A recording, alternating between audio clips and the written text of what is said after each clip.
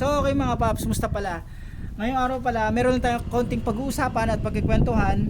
Baka sakaling may mapulot kayo rito regarding sa oxygen sensor ng Toyota Vios, single BVTi at saka ng dual BVTi.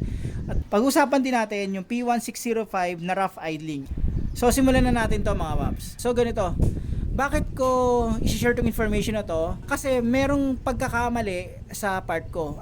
Humingi ako ng dispensa mga paps. Mamaya papaliwanag ko kung ano 'yan mga paps. Pero i-share ko rin yung video na to para kahit paano kung sakaling maka-encounter kayo ng ganitong problema, alam niyo yung gagawin niyo. So pag-usapan muna natin yung isang problema. Meron kasi akong isang customer nagpaskan sa akin, bali walang check engine siya. Ang concern niya is nagjo-jerk yung sasakyan niya. Ang pag-uusapan natin dito mga paps, Toyota Vios Toyota Vios. Ngayon, yung Toyota Vios niya, nagje-jerk siya. Bigla na lang gano'n, nagje-jerk. Tapos nagpunta siya sa talyer na hindi ko nababanggitin kung sino.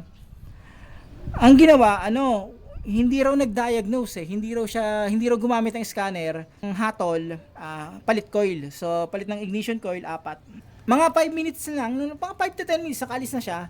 Bumalik yung problema, nagkakaroon pa rin ng jerking. So yung jerking na sinasabi ko mga paps, kahit patay ang aircon, nagje-jerk siya. Kung mamaya tatry ko pakita sa video, siya talagang parang parang pumapalya pero hindi pumapalya. So pinalitan ng coil, ganun pa rin. Hanggang nag-decide si sir na kontakin ako, tapos in-scan ko. So to, walang check engine to. Nung in-scan ko siya mga paps, may nakuha akong code. Ang nakuha kong code ay P1605. P1605. Ang katumbas nito ay rough idling. Okay? So rough idling ang katumbas nito.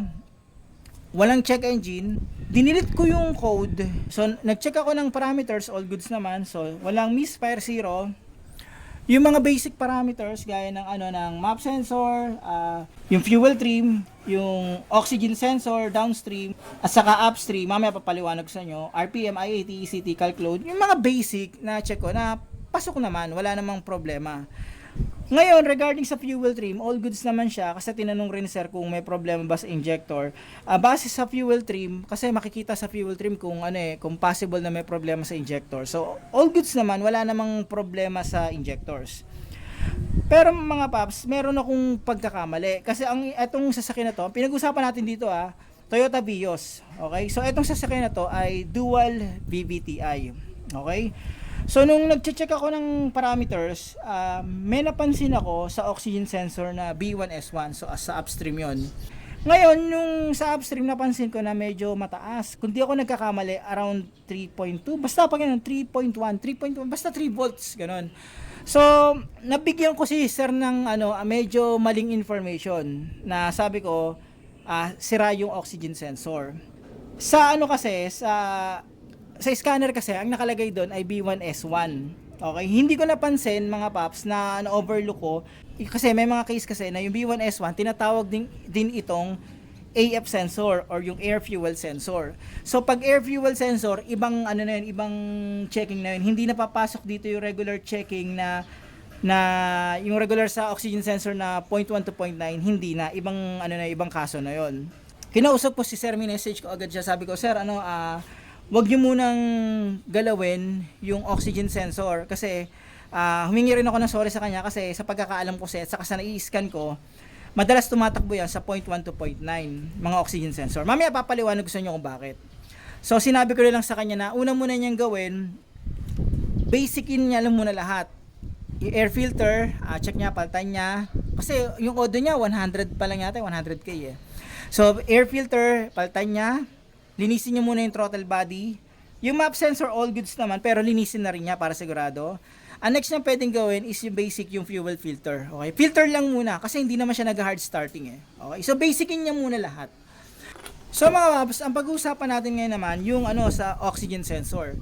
Kasi ang inisip ko agad, oxygen sensor, yung sablay. Yung ang pag-uusapan natin dito, oxygen sensor ng B1S1 upstream ng Toyota Vios na dual VVTi at saka single VVTi na upstream lang sa Pilipinas. Sa Pilipinas sa pinag-uusapan natin dito. Dalawa kasi type ng sensor mga paps . Eto siya, sa single PVTi, yung mga ganito ang tinatawag na narrow band, okay? Narrow band siya. Wala akong isang sample para sa dual PVTi, ipapakita ko lang sa picture pero nakakita na ako ng actual nun eh. So ito, sa single PVTi, narrow band ang tawag dito. So pinag-usapan natin B1S1 upstream. Hindi natin pinag-uusapan ng downstream kasi ang downstream, kahit dual o single PVTi, ang gamit nila ay narrow band. Okay, narrow band. Sa dual, sa ano to? Sa Toyota Vios to So, upstream pinag-usapan natin dito. Sa narrow band mga paps, etong ganito, naglalaro ang voltahe nito ng 0.1 to 0.9. Okay? Sa upstream mga paps ng single PVTi, ganito ginagamit na sensor. Sa dual mga paps, ang ginagamit nila ay tinatawag na wideband. Yung sa dual kasi mga paps, yung sensor niya yung parang patulis dito, parang pa-round siya, parang pa ganun siya. Yan, pag ganyan siya, medyo pa-round dito, patusok dito, tapos pa ganun. Tapos konti yung butas niya rito. So yun yung sa dual na upstream sa B1S1. So sa single PVTi, narrow band yung ganito, dito tatakbo yung 0.1 to 0.9 volts. Okay? Pagdating sa dual PVTi na upstream B1S1, ang ginagamit ng sensor doon ay wideband. Tumatakbo yung voltahe noon ng 2.8 to 3.8 volts. Okay, so dito papasok yan. Yung sa dual PVTi na upstream, ang tawag na nila doon mga paps ay AF sensor na tawag nila. So na ano ko mga paps, na overlook ko yung sa lambda kasi may mga iba dong details na hindi ko napansin kasi madalas kasi pag nag-i-scan ako, may problema sa ganyan, chine-check ko lang O2 sensor ganyan. Madalas kasi talaga sa halos lahat na na-scan ko, yung oxygen sensor tumatakbo sa 0.1 to 0.9. Meron ako ng mga na-scan na Toyota Vios na dual, pero hindi ko na napansin na yung ano niya, yung upstream niya pala ay wideband. So humingi ako ng pasensya mga paps kasi baka mamaya mag-troubleshoot kayo. Tapos napansin nyo, yung BIOS nyo na dual BBTi, ito yung nire-range. Pasok yan mga paps. Okay, hindi applicable na to. Yan. Ito applicable lang to sa single BBTi, B1S1 saka B1S2. Tapos ito naman sa sa dual BBTi, yung AF sensor, ito siya. Okay, sa upstream. Pero yung dual BBTi na downstream sa baba, ang ang sensor niya ay narrow band. So, ganito rin yung magiging range ng voltahe niyan. Okay? So, ito yung pagkakaiba mga paps. Upstream ng single BBTi, narrow band ang gamit, 0.1 to 0.9 volts. Upstream ng dual BBTi, wide band na type ng sensor or tinatawag din itong AF sensor, tumatakbo ng 2.8 to 3.8 volts. Okay? So makikita niyo yan sa scanner kasi yung sa scanner na gamit ko na overlook ko, meron na siyang hint na bypassan ko lang na may nakalagay na na AF sensor, okay? Pero kasi pag chinek mo dun sa live stream nakalagay B1S1. Minsan kasi nakalagay dun mismo B1S1 AF sensor, minsan naman AF sensor lang nakalagay. So humingi ako ng pasensya kung sakaling nag-troubleshoot kayo tapos medyo iba yung nakuha yung reading gamit yung OBD scanner nyo, ito yung sundin nyo mga paps, okay? Upstream 2.8 to 3.8 volts sa dual VVTi na Toyota Vios. Sa pagkatapos ng video na to, ipapakita ko na lang sa inyo kung ano yung mga in-scan ko sa sasakyan ni sir, okay? So tignan nyo na lang yan mga paps. Vios 2017, 2018, yan, dual to, 100k. Walang check engine, intermittent yung yung parang pumapalya. May nakuha akong code dalawa, rough idling. P1605 tapos P1605 history. Parameters niya para makita niyo. Makita niyo.